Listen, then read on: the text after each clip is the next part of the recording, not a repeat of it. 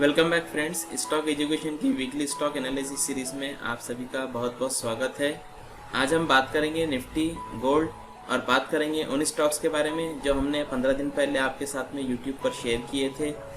उसके बाद हम देखेंगे कि आने वाले हफ्तों में कौन से स्टॉक्स जो है वो आउट परफॉर्म कर सकते हैं। तो चलिए वीडियो को शुरू करते हैं।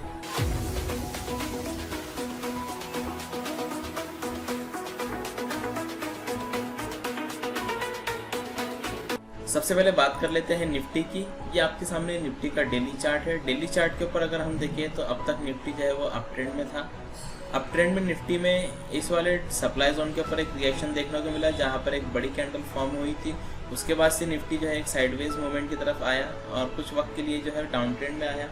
डाउन ट्रेंड में आने के बाद में निफ्टी ने इस वाले डिमांड जोन को टेस्ट किया और टेस्ट करने के बाद में यहाँ से एक अप मूव हमको देखने को मिला।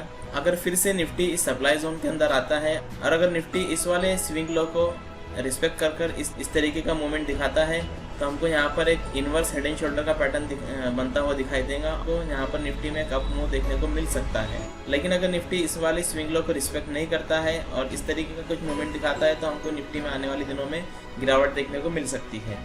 तो अभी इस वक्त ये कहना मुश्किल है कि निफ्टी के अंदर किस तरीके का सिनारियो बन सकता है।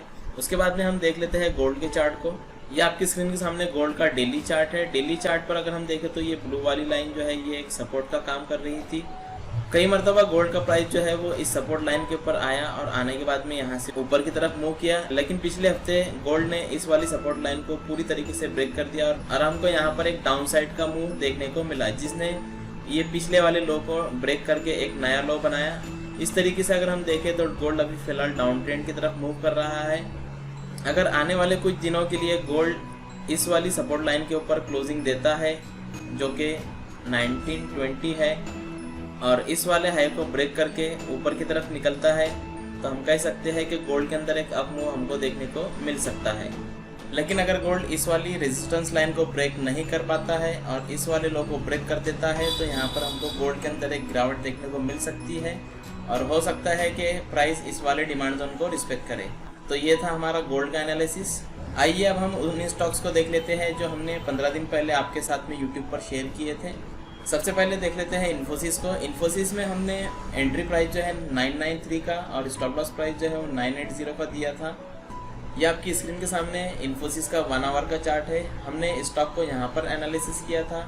स्टॉक वहाँ से ऊपर गया था और ऊपर जाने के बाद में हमारे डिमांड जोन के अंदर वापस आया।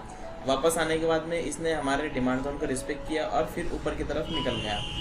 अपसाइड में इन्फोसिस लगभग 1030 रुपीज़ तक गया, जबकि हमारा एंट्री प्राइस 998 रुपीज़ था। इसमें हमको ऑलमोस्ट 32 रुपीज़ का प्रॉफिट हुआ।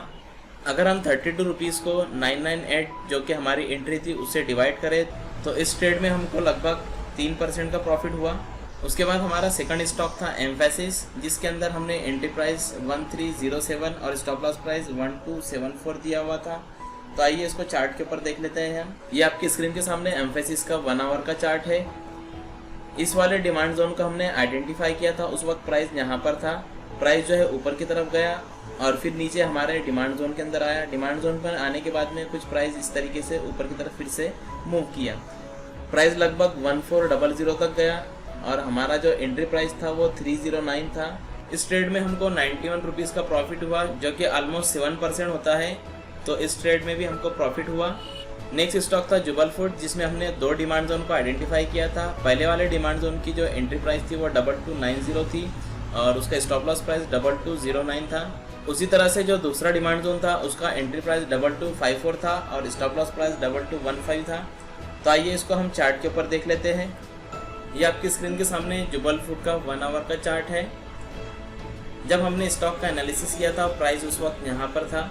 स्टॉक का प्राइस हमारे डिमांड जोन में आया और आने के बाद देखिए इसने किस तरीके का हमको अपवर्ड मूव दिया। अगर किसी ने यहाँ पर एंट्री लिया तो उसको ऑलमोस्ट 5.5% का प्रॉफिट हुआ और अगर किसी ने यहाँ पर एंट्री लिया तो उसको ऑलमोस्ट 7.5% का प्रॉफिट हुआ। एब्सोल्यूट वैल्यू के अंदर अगर हम देखें तो इस वाले ट्रेड पर 130 पॉइंट्स का प्रॉफिट हुआ और इस वाले ट्रेड पर 173 का प्रॉफिट हुआ।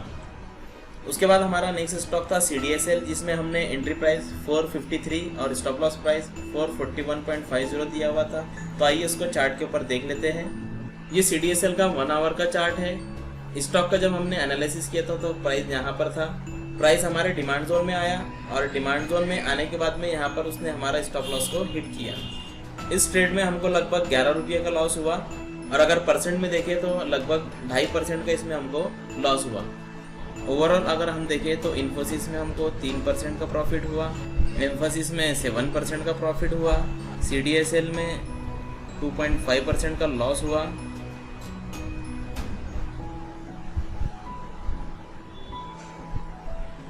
और जुबल फ्रूट के अंदर हमको 5.5 या फिर 7.5% का प्रॉफिट हुआ। ऑन एन एवरेज अगर हम करें तो हमको लगभग 12 से 13% का प्रॉफिट इन 4 ट्रेड्स के अंदर हुआ।